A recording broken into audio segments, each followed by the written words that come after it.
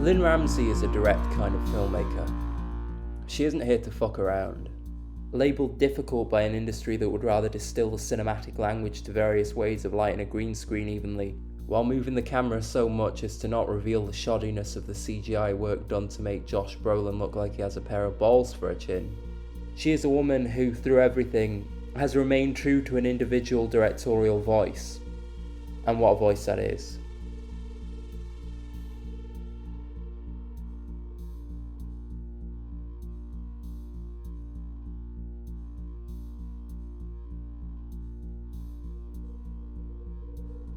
You were never really here as a masterpiece. A high point of an already incredible career, it is a film that balances an array of moods and tones, moving between brutal violence, loving tenderness, disturbing hyper-reality, and a dreamlike melancholy. It's also incredibly efficient. Its runtime is around 90 minutes, and it couldn't be any longer or shorter. There is not one scene that overstays its welcome. On the opposite end of this, absolutely nothing feels rushed. The setup is very simple. Joe is a traumatized mercenary who is hired by a politician to find and rescue his daughter, who's been kidnapped by sex traffickers. Joe is instructed to destroy them by any means necessary. It's a very by-the-numbers setup, but make no mistake, this is no Taken or Walk Among the Tombstones. It differentiates itself from other films of this type in three ways. There's no catharsis to be found through violence in Joe's world. We are repeatedly given setups that are designed to lead directly to violent conflict, but Ramsay chooses to show us very little of what's actually happening. She does this in a lot of interesting ways. Throughout the making of the film, Ramsay and her DOP Thomas Townsend were limited to the Panavision anamorphic C and E series lenses. This led to a very clean, wide-angle framing style for the majority of the film's compositions, as well as an intense expressionistic bokeh effect. The aspect ratio of the film is 2.35 to 1. Throughout the film, the camera is pretty close to the action. Often when fights start, she simply moves the camera so the actor's just out of the frame.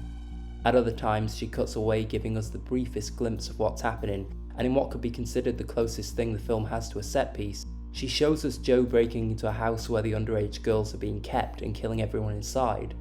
This sequence is masterfully presented via the building's security cam footage, a brilliant way of making the budgetary constraints a stylistic device. This varied use of distanciation is used to point us in the direction of the film's real meaning. This isn't a film about a man using his fists to exert power on his external environment.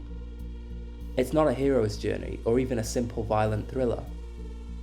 It's a story about living with trauma, and even more so living optimistically despite it. As viewers, our cinematic experience is linked to a subjective viewpoint that can and often will change from scene to scene, and sometimes within the same scene. For the duration of the film, we occupy Joe's perspective, and as Ramsay said herself, Joe walks around like he has a lot of broken glass in his head.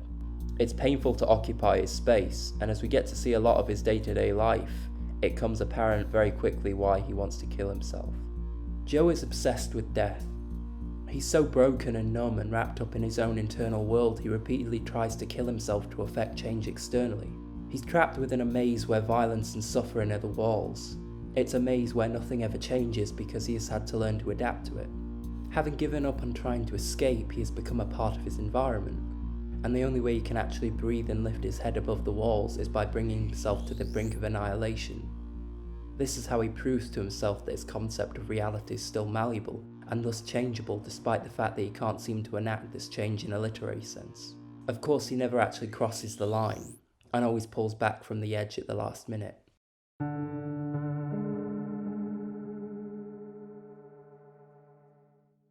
The young girl Joe is hired to rescue is as strange and as lost as Joe is. She isn't simply here to be a catalyst for Joe to go on a violent rampage. She exists on another plane to the rest of the characters, and it is her at the film's climax who asserts autonomy and becomes a reason for Joe to carry on. It's worth noting one of the trickiest shots Townsend spent a lot of time on was the first introductory shot of Nina's face. It's an extreme close-up.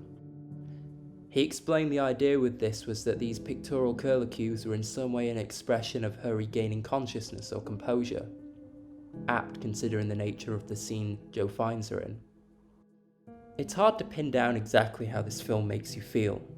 It's so well crafted in every detail that once you've formed an emotional attachment to the two main characters, it's very easy to be pulled into their headspace. As things begin to escalate with the initial rescue and subsequent aftermath, we get a sense for how Joe reacts when things start to go wrong. Everything begins to unravel all too quickly. The film's major turning point, and this is where we really get into those spoilers I talked about, is when Joe's mother is killed. Having been set up, he realises all too late that the senator behind Nina's kidnapping knows where he lives and desperately tries to get home in time to save her. Of course, it's all too late.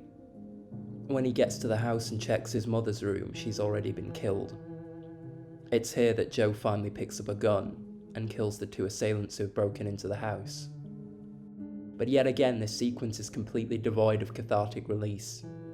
It's not satisfying to witness Joe enact vengeance here. For one thing, the visuals move too quickly for it to be dynamic.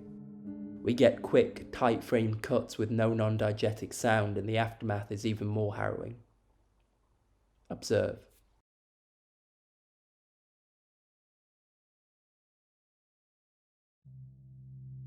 Joe's mother is still dead. He is more lost now than ever, and he's perpetrated further destruction onto a world that he views as already fractured by violence and pain. Another thing to point out is how the visuals, editing and sound design all reflect the numb perspective of a person on a very high dose of antidepressants. Jonny Greenwood's excellently understated score can be seen as another extension of this. I think this whole sequence plays out so beautifully, and is a great example of a classic plot point recontextualized in a more personal style of filmmaking. Everything that has happened up to this point has been leading to the destruction of the life that Joe has built up for himself.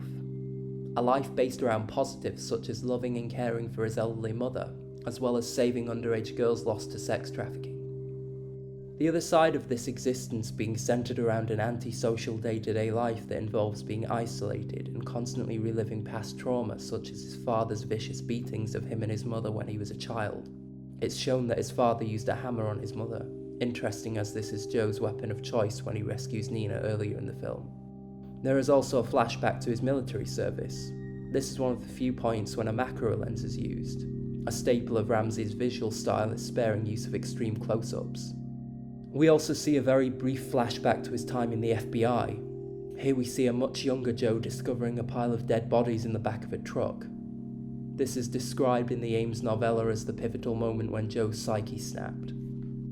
The only personal relationship he maintains is with his mother, and though this is one of the few things that brings Joe any kind of happiness, there's an emotional kind of purgatory that he's placed himself in here.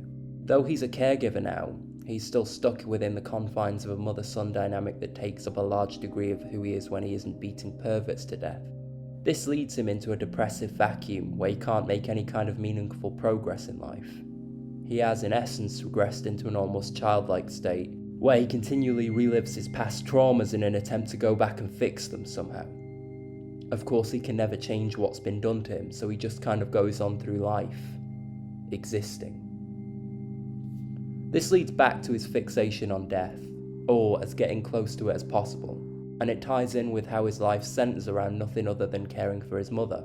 The film even references this. The first time we meet his mother is when he returns home after completing a job early in the film. She pretends to be asleep in her armchair, but then awakes, startling Joe. She reveals that she couldn't sleep while home alone as she had been watching Hitchcock's Psycho. If you haven't seen it, Psycho depicts a rather extreme situation centred around an unhealthy Oedipal relationship. You could go even further with this comparison here, as Psycho's Norman Bates is revealed in the film's climax to be dressing up and pretending to be his mother, who he in fact killed many years ago. In this case, you could argue that Joe tries to exist as an extension of his mother, again in an attempt to correct the past trauma inflicted by his unseen father. When she's killed, he's finally detached from this out-of-time existence and must move forward. The painful death of the assassin in the kitchen thus becomes a representation of the emotional death and rebirth process, the rebirth being the subsequent empathy Joe feels for the assassin who he holds hands with as he dies. It's both painful and beautiful. Of course, all of this gets a little bit into hyperbolic interpretation, an interpretation based on a psychoanalytical analysis that's a little too ingrained in the kind of film theory of the 1960s, when everyone who watched Peeping Tom decided they were a clinical psychologist.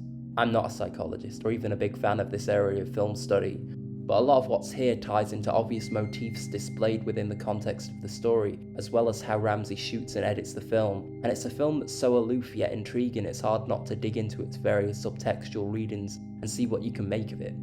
Of course, all of this would be inconsequential if the film weren't so moving on an emotional level. Above all else, cinema is a medium prime for a kind of empathetic immersion.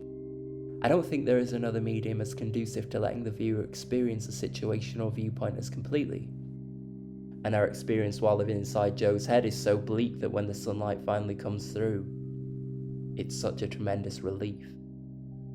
Like I said, this film's optimistic.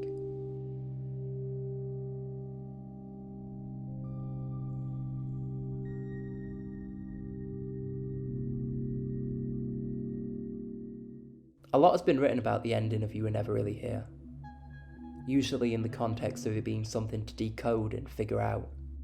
I don't think it's particularly hard to understand, really, especially if you follow what's happened up to the last scene as the story of a character being reborn.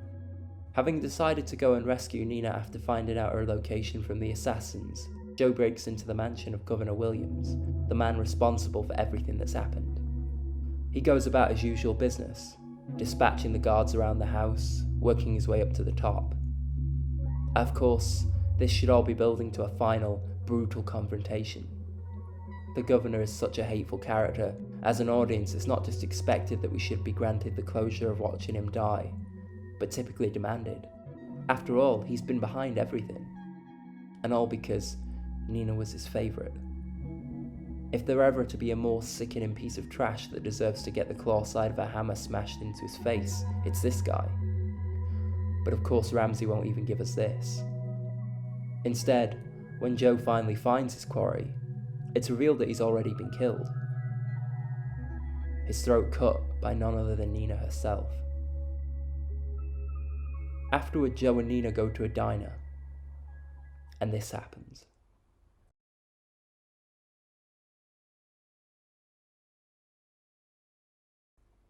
This last scene is such a beautiful way to close the film, as it shows the completion of both characters' arcs and launches them towards a new kind of journey, one centered on recovery.